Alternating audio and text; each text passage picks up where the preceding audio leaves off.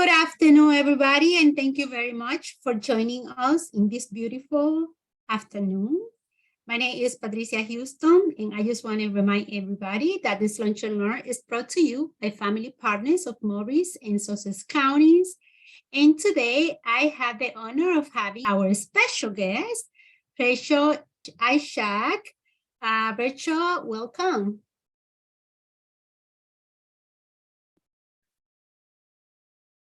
Thank you so much for having me. Thank you for being here. Definitely, it is an honor for us for having you here and discussing the services and resources that you guys have available for families and also, for the community.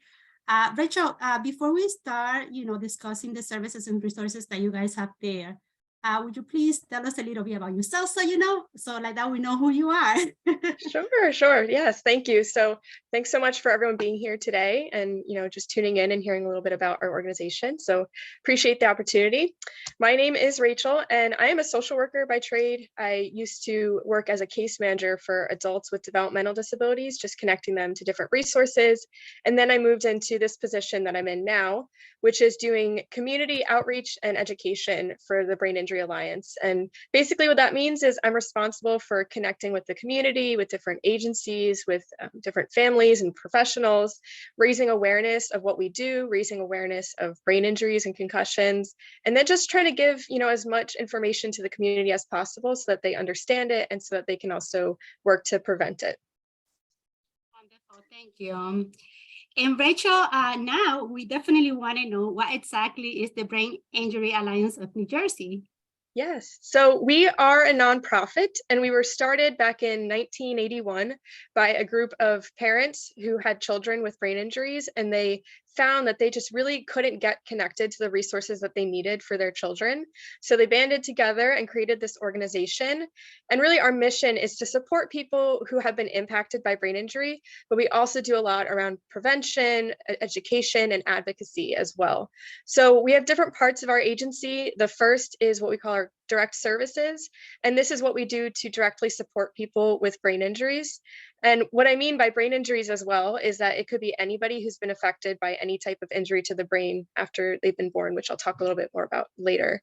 But first, we offer our free case management services for anybody who's had a brain injury. So if they are having trouble getting connected to resources in the community, whether that be doctors or getting connected to social services that have impacted them because of their injury, we will assign them a case manager to do an intake with them.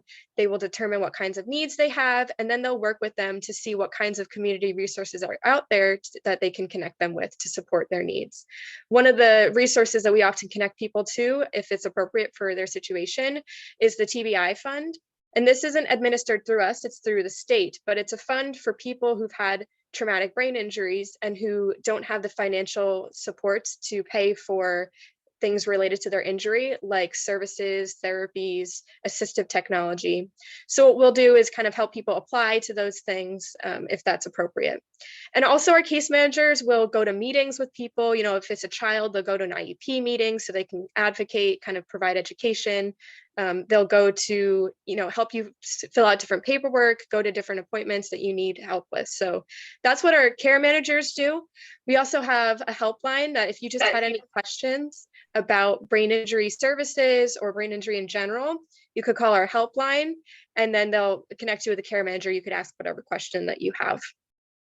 And we also offer support groups. So if you yourself have a brain injury, or if you know a caregiver of somebody with a brain injury, we offer support groups for those people, I think in 17 counties of the state. Some of them are in person and some of them are virtual. And that it's really just an awesome opportunity for people to come and be in a space where people are in similar situations, they can develop relationships. So it's a really, really unique opportunity. So that's all of our direct services. And then we also have some of our different education and prevention programs. So this is really what I do. It's really getting out into the community and talking to any type of group who wants to listen. So we'll do free workshops. We'll go to different agencies like mental health agencies, domestic violence.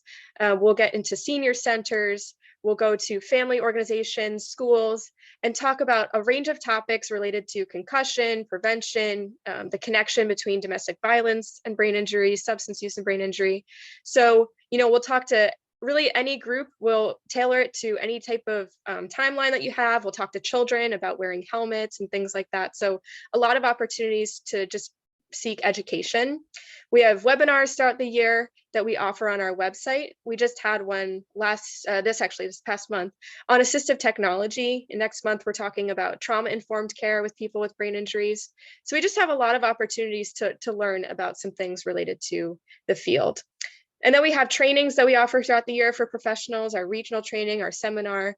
So if you're in that field and you just want to learn more, you could look on our website for some of those trainings. One of them offers CEUs depending on your discipline, and the other one is free just to come and learn. So really, really great opportunities. And then the last one is in the summer, we usually have a family event once a year. So we'll put on what we call our Family Fest, and it's a program for anybody who is connected with somebody with a brain injury to come, just have fun. We have food, we have little educational opportunities that are hopefully applicable to everybody's situation. And so they could just learn some things that might help them in their day-to-day. So that's all of our education prevention. And the last thing that we do really is our legislative network. So what we want to do is advocate for change, not just on the individual level, but on the state level. So we have somebody in our agency who actually works with different state representatives and the government officials to try and promote certain legislation that will help people with brain injuries. And he also runs what we call our Voices group.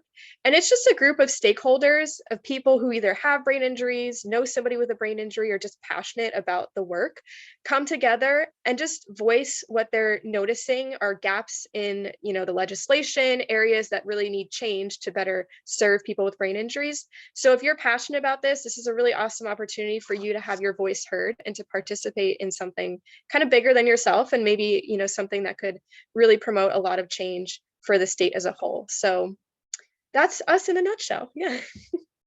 And thank you for sharing. I was mentioning before that this is the reason as to why we do record this type of presentations, because we know that not everybody had time, to join a Lunch and Learn, and we want to make sure that families and providers are aware about the resources and services that are out there. So, Rachel, in relation to, the next question is in relation to who can benefit. And the reason I'm asking that question is because we do understand sometimes there are organizations or programs out there, but you need to meet certain criteria to qualify for those services or resources. So is anything that you would like to talk about in relation to that? Yeah, that's a great question. So our services are available to anybody with a brain injury, and we qualify that as either a traumatic brain injury. So if somebody were in a car crash, or if they had fallen, if they were in a sports accident, if they got hit in the head and then had some symptoms afterward and had a brain injury, that's what we qualify as a traumatic brain injury. But we also serve people with what we call acquired brain injuries. And those are things like strokes, aneurysms, if they had a tumor that caused an injury, overdosing on drugs and alcohol. If you lose oxygen to the brain, that could leave you with a brain injury. Different infections like meningitis, encephalitis, COVID now we see causing brain injuries. So those are what we would call acquired brain injuries, and we serve those people as well. And for our program, you don't need to have necessarily a medical diagnosis. If you are self-reporting that you had some type of incident and now you're struggling with some of these issues, we'll work with you. And then also we serve adults and children. So if you have, really any age range, no matter what point of life this happened to you, even if you're coming to us 20 years after your injury, it doesn't matter to us. We're gonna work with you, and we will work with you as long as you need. So some programs have kind of like a time limit as to how long they'll work with you. As long as you're benefiting from our services and we're, making progress on connecting you to things, we'll keep your case open and continue to work with you. So now we know that there are services and resources out there. And now we would like to know what is the process to get involved with you guys. Yeah, absolutely. So one of the easiest ways is really to call our helpline, which you can find on our website, but I'll also just say it here. It's 1-800-669-4300. 888-888-8823. And that's, you call and you just say, if you're looking to get connected to a case manager, you just say, I have a brain injury and I would really like to get connected. And that's really one of the easiest ways.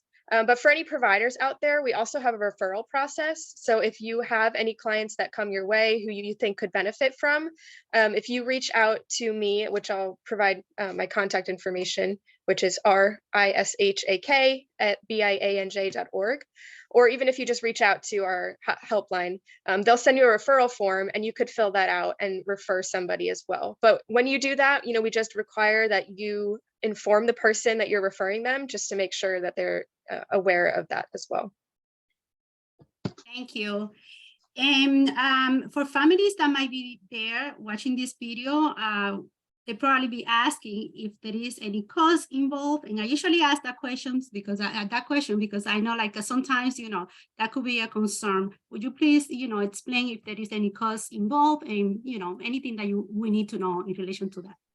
Yeah, absolutely. No. So for our care management program, there's no cost involved whatsoever. Everything we do for our individuals is free. And all of our workshops and webinars that we present are free to the community. The only cost that we have associated with anything that we put on really is our professional seminar. There's, a cost for that event. And then our family event, we have a very, very minimal cost.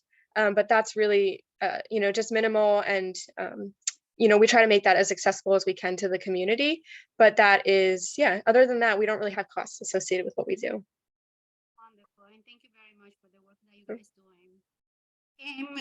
Let's go over in relation to the challenges that you see families facing. And what I'm looking for is more, there can be many challenges that we might not be aware. So are there any challenges that we should be aware as to why families are not reaching out to get services or to get involved with resources? So anything that you would like to go over in relation to that? Yeah, absolutely. I think like the biggest barrier is just people not knowing where to go and how to access resources. Brain injury is something that a lot of people, when I'm out in the community and tabling, I'll have our little sign up that says who we are, and people will say, oh, brain injury, that doesn't apply to me, or I don't know anybody with that. And unfortunately, that's kind of the perspective that a lot of people have, is that they don't need to know anything about brain injury. But it's one of those things that when it happens, the instant it happens, your life changes. And now you have to figure out a whole realm of something that you had never known about before. And it can be really overwhelming. So just a lot of people don't really know what's out there and what we do. So that's a big challenge. But then even just accessing resources can be really hard, going through the whole process of, if the person was in the hospital, now they have to go to a rehab center and maybe they need to navigate therapies, and now they have insurance issues. And so it can be really overwhelming to go through this whole process. And a lot of families just need information and help, and maybe even just emotional support navigating all of those things. And just also that a lot of people don't always fully understand, what brain injury is and being aware of it. So a lot of people might not realize what counts as a brain injury. They might not know, maybe they had a brain injury, but they didn't know the signs and symptoms at the time. So if they didn't recognize that that was something that impacted them, they might not realize that they need to go seek help and seek resources, or that there even is something out there that can help them because they were never diagnosed. So these are all the things really that we want to highlight and bring awareness to. Thank you very much. And Rachel, if somebody would like to get in contact with you, how they can get in contact? Yeah, so if you go to our website, there's ways, to call our helpline or reach out to us via email. But my direct contact, it's really easiest to get in touch with me via email. So I don't know if there's a way to share my email, Patricia, but like I said, it's rishak@bianj.org. That's the best way. Wonderful. I just want to remind everybody, contact information, website, and everything is going to be in the description of this video, below this video. So if you didn't have time to get that information, I'm going to put that information right below the video. Rachel, we are almost moving to our Q&A session. So any final thoughts that you would like to share with us? Yeah, if it's okay, I just wanted to take an opportunity to kind of give a little short presentation about concussion, because that is a big thing of what we do, is just awareness and prevention. So, you'll be able to get just a snippet and a taste of what information we bring to the community. So if you don't mind, I would love to just share my screen and give a little presentation. Definitely. And I'm glad that you're doing this because we had a conversation in relation to that. Sometimes it's easy for people to kind of listen and process the information. And sometimes it's easier for some people to visualize. Great, thank you very much. Yeah, so as I mentioned, we love to go out into the community and give different presentations. So I just want to take a moment. We have a lot of different things that we talk about, but I think concussion is one that's really common. Unfortunately, we're seeing a lot in the news, and a lot of people have sustained concussions in different ways. So I just want to take just a couple of minutes to talk about what a concussion is and, the proper management techniques, what might somebody experience after a concussion, just so, you can have a little understanding of what we do. So really a concussion, most people don't necessarily recognize, is considered a traumatic brain injury, but in a mild form. And it happens when somebody has either been hit in the head or pushed somewhere else on the body in some type of way, which causes the brain to move around in the skull. And so a lot of times people think if they're wearing a helmet that they'll be safe from concussion, but that's not actually true. It's the movement of the head and the body which causes a concussion. And so that can happen no matter if you're hit in the head, no matter if you're wearing a helmet, or even if you're hit in another part of your body. And the unique thing about a concussion versus other types of traumatic brain injuries is that concussions are supposedly temporary in that they only cause chemical change to the brain, not necessarily a structural change. So you'll see the same symptoms from a concussion to other types of brain injuries, maybe just in a milder form or just for a shorter period of time than other types of traumatic brain injuries. And unfortunately, concussions are really common, and we also see them especially among children and youth. And that's kind of what I want to highlight today is that, there was a statistic back from 2019 that the CDC put out, and they said that 15% of all high schoolers that year had sustained at least one concussion. And so who knows, how many they sustain the next year. It's probably compounding. And really the highest numbers of injuries are happening among, youth between 10 and 14 and teens 15 to 17. Those were the most people who were going to the hospital for these types of injuries. And they also found that most of the sports and recreation related injuries were related to contact sports. So we know that things like basketball, soccer, football, lacrosse, hockey, all those situations where you're bumping against other people put you at a greater risk for sustaining a concussion. And so, we say, especially when we're talking to children, that it's not really just your physical health that gets impacted when you have a concussion.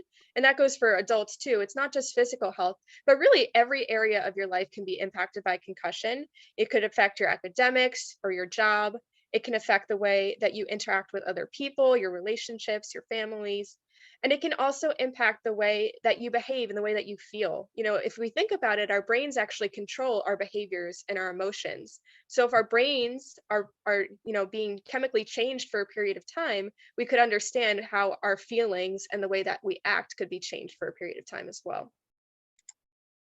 And so I'm not going to go down this whole list, but really there's a number of different symptoms that could be connected with concussion, and everybody experiences them in different levels of severity, and they also experience them for different periods of time. But these are some of the things that you might experience after you've sustained a concussion. So somebody might feel confused, they might be slow to answer questions or process information. They might not remember what happened to them or, the situation where they sustained the concussion. They might have some memory problems. They might have difficulty concentrating or thinking clearly. And then you could see a whole different physical symptoms, headaches, nausea, fatigue, blurry vision, all these different things. And then sleep is a huge one that people often report after having a concussion. They might sustain different changes in their sleeping patterns, maybe insomnia at night, sleeping more during the day. And then lastly, just different changes in their emotion, maybe feeling sad or irritable with no real trigger, or just feeling socially withdrawn. So really anything is kind of on the table after somebody sustains a concussion. And I do want to just mention that a lot of people think that you need to lose consciousness in order to have sustained a concussion or a brain injury, but we know that that's not true. Less than 10% of concussions actually involve a loss of consciousness. So it's really important to recognize that that's not the only sign. And so management, the way that people are supposed to manage concussions has kind of changed over time. You know, if you look back 20 or 30 years, the doctors said, stay in a dark room, don't do anything, make sure that you give your body and your mind complete total rest. And now we've learned that that's really not the best thing to do after a concussion. It is important to take a little bit of time after your concussion to let your mind and body heal a little bit. But really the best thing to do is get back to just light and relaxing activities as quickly as you can, because physical movement and engaging the mind actually does help recovery from a concussion a little bit quicker. So getting back, progressively, and I think that's the key. It's really important not to go back to playing sports, for example, the next day after you sustain a concussion, because that can really put you at risk for permanent and even fatal situations. But we do want to make sure that we're ramping up and then eventually getting back to a point where it's okay to return to whatever activities you were engaging in.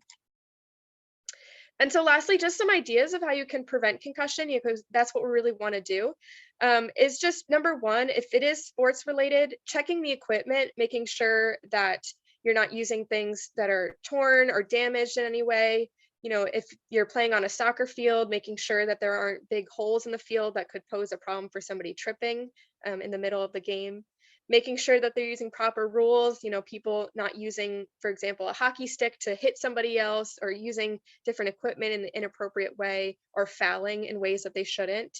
And then if you've sustained a concussion, making sure you're following that proper management, giving yourself a little bit of time to heal, ramping up to your activities, not engaging too quickly than you should, but also trying to get out and do some light activities to kind of help improve that, and making sure you're consulting with your doctor as well. And then lastly, just being proactive, paying attention, being aware. Sports aren't the only way you can sustain a concussion. You could sustain a concussion by falling, being in a car crash. So paying attention, if you're walking around, making sure you're aware of your surroundings. If you are in a car, making sure you're wearing those seatbelts and following the safe driving techniques. All of those things really can help prevent concussions from happening. So, here are some ways if you're interested in staying connected to us. We have different social media. You could visit our website. On our website, you can sign up for our e-newsletter. And that's just some information you can get to every month to know what's going on in our agency. So you can hear about different webinars we have coming up and different opportunities as well. You'll find that on our website. And then here's my contact information as well. If you ever want to reach out, if you have any questions, I will answer them. If I don't have the answer, I will get one to you and make sure that you get connected. So with that, I will stop sharing my screen, but thank you so much for that opportunity to share with you. And I hope some of that information is beneficial, and that, we're able to implement some of it and hopefully prevent further concussions. So thank you. Thank you very much, everybody, for joining us. And we're going to move right now to our Q&A session. That part, as you know, is not recording. Thank you.